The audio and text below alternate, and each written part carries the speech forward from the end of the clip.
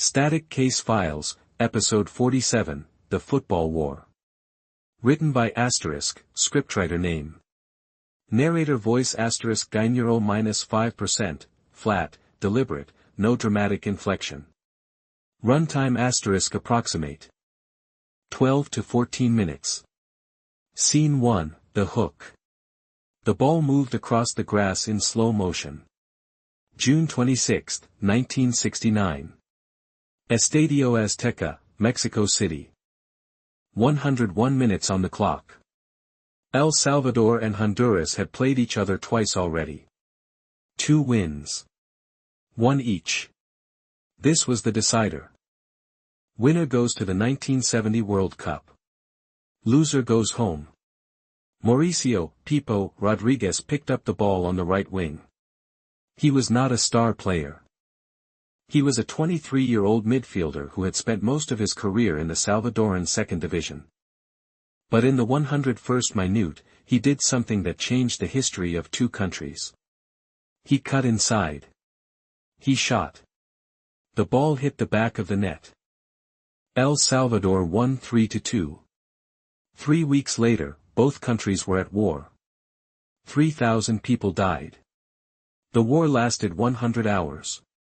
And it started because of a football match. Except it didn't. Not really. Scene 2, The Powder Keg. To understand why a football match could start a war, you have to understand what Central America looked like in 1969. El Salvador is the smallest country in Central America. In 1969, it had about 3 million people living in roughly 21,000 square kilometers. That is roughly the size of Massachusetts. But Massachusetts does not have 14 families owning 60% of the arable land. That was El Salvador. The 14 families. They controlled the coffee, the cotton, the sugar. Everyone else worked for them or starved. By the late 1960s, El Salvador had a population density problem. Too many people. Not enough land. The average Salvadoran farmer had less than 2 hectares to work. The average member of the 14 families had more land than 10,000 Salvadoran families combined. So people left. They crossed the border into Honduras. Honduras is 5 times larger than El Salvador. In 1969, it had only 2.3 million people. The land was cheaper.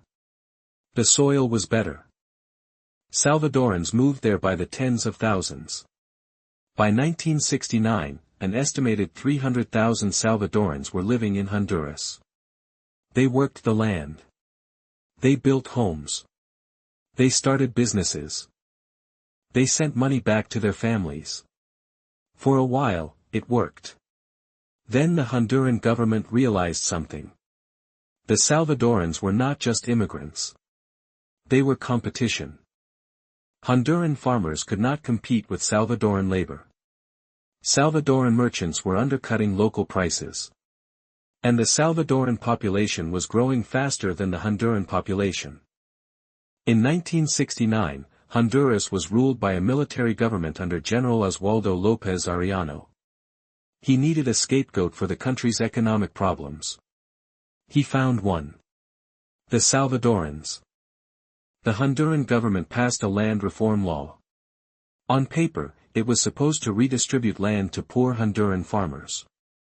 In practice, it targeted Salvadorans. The law said that anyone born in El Salvador could not own land in Honduras. Thousands of Salvadoran families were evicted. Their homes were burned. Their crops were destroyed. Then came the deportations. Honduran authorities began rounding up Salvadorans and shipping them back across the border. Families were separated. People lost everything. Witness accounts describe buses packed with Salvadoran men, women, and children being dropped at the border with nothing but the clothes on their backs. By mid-1969, the human cost was staggering. According to Honduran government records, approximately 11,000 Salvadorans were deported between April and June alone. Salvadoran estimates put the number closer to 30,000. The United Nations later documented widespread violence against Salvadoran civilians during this period. The two governments were already in a diplomatic Cold War when the World Cup qualifiers were announced. First leg. The Honduran national team played at home. The Salvadoran fans traveled across the border. They were not welcomed. According to match reports from the time, Salvadoran supporters were attacked outside the stadium. Honduran fans threw stones at their buses. Inside the stadium, the Salvadoran flag was burned. The Salvadoran national anthem was drowned out by jeers. Honduras won 1-0. That night, a story emerged that would change everything. An 18-year-old Salvadoran woman named Amelia Bolaños was watching the match on television with her family. When Honduras scored the winning goal, she reportedly said, "I cannot bear to see my country lose like this." She went to her room. She took her father's pistol. She shot herself. She died the next day. The Salvadoran media covered her funeral like a state event. Photographs of her body were printed in newspapers. The government declared her a martyr. President Fidel Sánchez Hernández gave a speech calling her death a sacrifice for the nation. The Salvadoran people were furious. June 15, 1969. San Salvador, El Salvador. Second leg. The Salvadoran government refused to guarantee the safety of the Honduran team. The Honduran players were escorted to the stadium by armed soldiers. The crowd threw bags of dead rats at them. They threw rotten fruit. They threw glass bottles. El Salvador won 3-0. After the match, Salvadoran fans went into the streets. They attacked Honduran-owned businesses. They burned Honduran flags. Honduran civilians living in El Salvador were beaten. The Honduran government responded by deporting more Salvadorans. The border became a war zone. By June 20, diplomatic relations between the two countries had been severed. The World Cup qualifier was now a matter of national honor. FIFA decided to hold a third match. Neutral ground. Mexico City. June 26. Scene 4, The War. The match ended at 10:47 p.m. on June 26.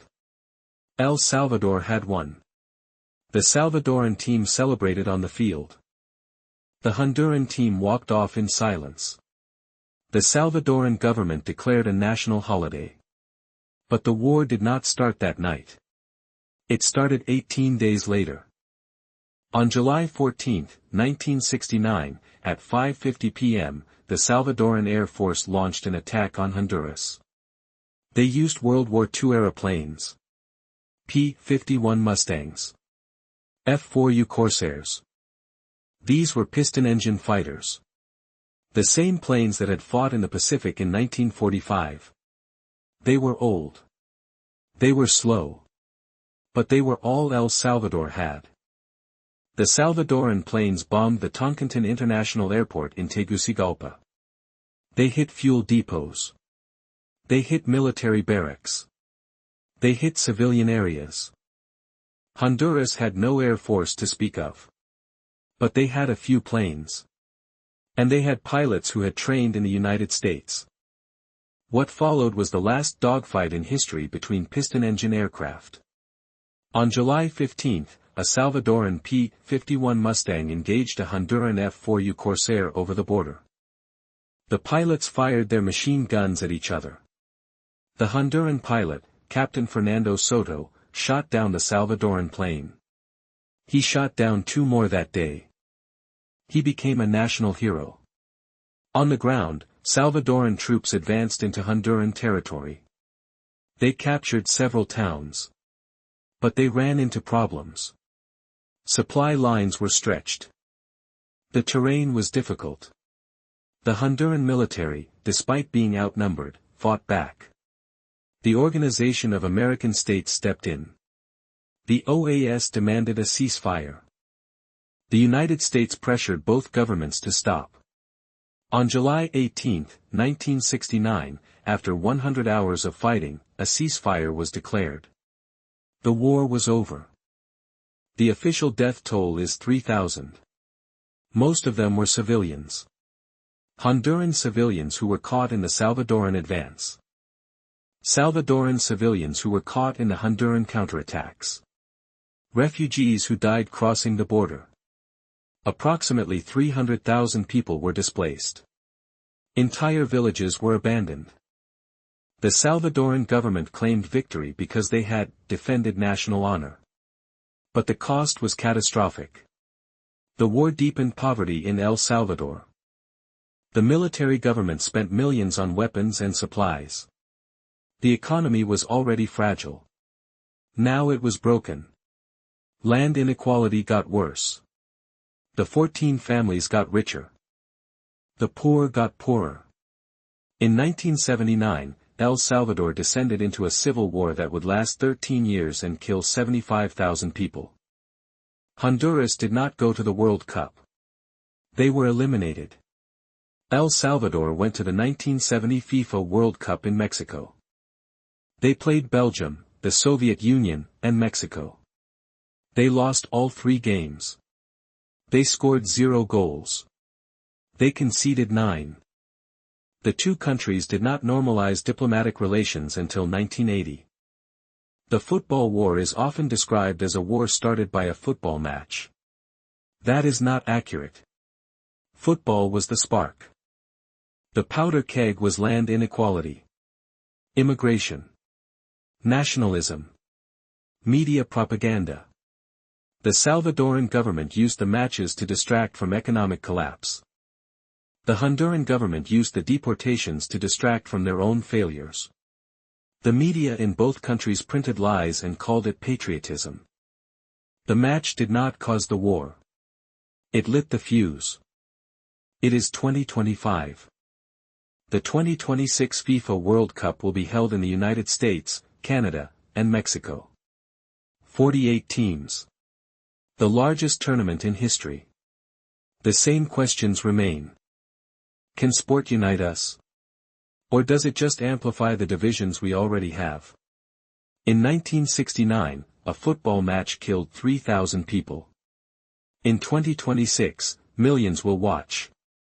What happens next depends on what we remember. This was Static Case Files.